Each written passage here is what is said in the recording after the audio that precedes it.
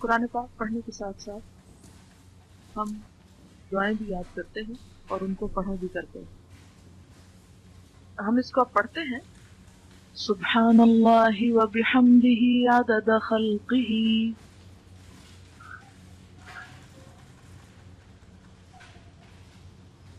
ورضا نفسہ وزنۃ عرشہ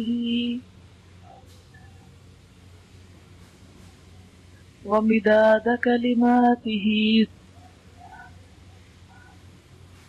سبحان اللہ، پاک ہے اللہ یا پاکی اللہ کے لیے ہے.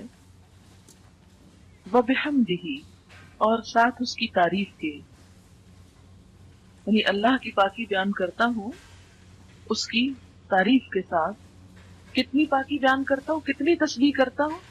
عدد، تعداد، گنتی، خلق ہی، اس کی مخلوق کی، یعنی جتنی اس کی مخلوق کی تعداد ہے اتنی دفعہ میں اللہ کی تسبیح کر رہا ہوں.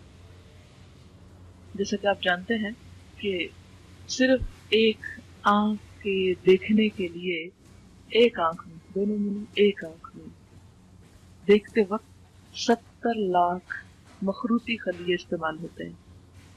تو یہ ہر ایک کا ایک انڈیویجول وجود ہے نا، ایک الگ تخلیق ہے نا اللہ کی. یہ عدد خلقی ہی ہو گیا. پھر اسی طرح ستاروں کی تعداد کے بارے میں کہ اگر ہر ایک کا صرف ایک فرضی نام رکھ لیا جائے جیسے اے بی سی، تو جتنے ستارے آسمانوں میں موجود ہیں ان کو گننے کے لیے 300 کھرب سال چاہیے. 100 لاکھ کا 1 کروڑ، 100 کروڑ کا 1 ارب، 100 ارب کا 1 کھرب، اور 300 کھرب سال. اتنے سال چاہیے صرف ان کے نام پکارنے کے لیے. تو اب آپ خود سوچیں کہ ان کی تعداد اپنی کتنی ہوگی، کیونکہ 1 منٹ میں آپ کئی نام لے سکتے ہیں.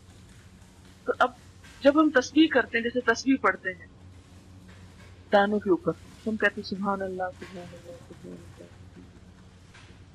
یا انگلیوں کے اوپر پڑھ رہے ہیں، تو ایک وقت میں آپ کتنی دفعہ پڑھ سکتے ہیں؟ مثلاً 1 منٹ میں چند دفعہ ہی پڑھیں گے. لیکن اگر آپ یہ جملہ بول دیتے ہیں سبحان اللہ و بحمدہ عدد خلقہ، کہ اللہ کی پاکی اس کی تعریف کے ساتھ اتنی مرتبہ جتنی اس کی مخلوق کی تعداد ہے. اور اللہ تعالیٰ کی مخلوق کی تعداد کتنی ہے؟ اللہ تعالیٰ خود فرماتے ہیں وَإِن تَعُدُّوا نِعْمَتَ اللَّهِ لَا تُحْصُوهَا، اگر تم اللہ کی نعمتوں کو گننے لگ جاؤ تم ان کو گن نہیں سکتے، ان کا شمار نہیں کر سکتے. تو ہم تو گن ہی نہیں سکتے.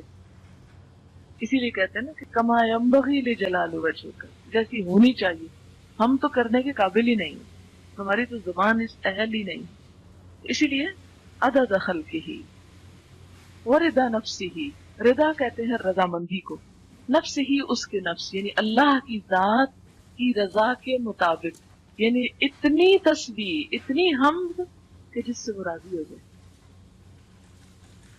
اب مثلاً آپ 100 مرتبہ کرتے ہیں، 200 مرتبہ کرتے ہیں، ایک تسبیح کرتے ہیں، بعض اوقات لوگ لاکھ دفعہ آیت کریمہ بیٹھ کے کر رہے ہوتے ہیں. تو اب ہمیں تو نہیں پتا کہ اس لاکھ دفعہ سے اللہ تعالیٰ راضی ہوئے ہیں یا نہیں. جیسے اس نے جب کہا ہی نہیں، مانگا ہی نہیں لاکھ دفعہ، تو ہم نے اپنے پاس سے بنا دیا. نہیں، میرے خیال 1.25 لاکھ ہے شاید، میں غلطی کر دی. تو پتہ نہیں 25,000 کس نے بڑھائے ہیں، کس نے اپنے ہاتھ میں قانون لے لیا. خیر، اب یہ ہے کہ ہم تو وہ کر ہی نہیں سکتے. تو ہم اللہ تعالیٰ سے یہ درخواست کرتے ہیں کہ یا رب، ہم اتنی تیری تعریف کرنا چاہتے ہیں کہ جس سے تیری رضامندی حاصل ہو جائے، تو خوش ہو جائے. وزنۃ عرشہ، اور اس کے عرش کے وزن کے مطابق. وزنۃ عرش، اس کے عرش کا وزن کتنا ہے؟ مجھے تو کچھ معلوم نہیں کہ اس کا عرش ہے کتنا. امام مالک نے کہا تھا نا کہ اس کے بارے میں سوال بدعت ہے. سوال بھی مت کرو کہ کیسا ہے وہ، ہمیں نہیں معلوم، بس اتنا پتا ہے کہ وہ ہے، کیسا ہے یہ نہیں معلوم. تو جیسا بھی وہ ہے وہ اس کو معلوم، لیکن وہ چونکہ بہت بڑی چیز ہے. وسع کرسیہ السماوات والارض، وہ جتنا بھی ہے اس کے برابر. ومداد کلماتہ، اور اس کے کلمات کی لکھنے میں جتنی سیاہی درکار ہے. مداد کلماتی، اچھا وہ کتنی درکار؟ سورۃ الکہف میں آپ پڑھیں گے اللہ تعالیٰ فرماتے ہیں کہ لو کان البحر مدادا لکلمات ربی لنفد البحر قبل ان ينفد کلمات ربی، کہ اگر یہ سارے سمندر چاہی بن جائیں اور اس سے رب کی باتیں لکھی جانے لگے، اس سے پہلے کہ رب کی باتیں ختم ہو سمندر کی سیاہی ختم ہو جائے۔ ایک اور جگہ آتا ہے کہ 7 سمندر اور بھی آپ ڈال لیں اور اس کو سیاہی بنا لیں اور لکھنا شروع کر دیں تو رب کی باتیں ختم نہیں ہو سکتی۔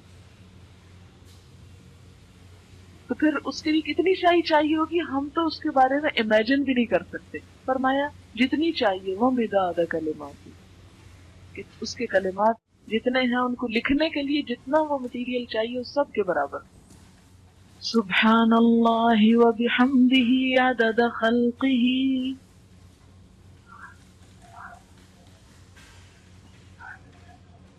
ورضا نفسہ وزنۃ عرشہ ومداد کلماتہ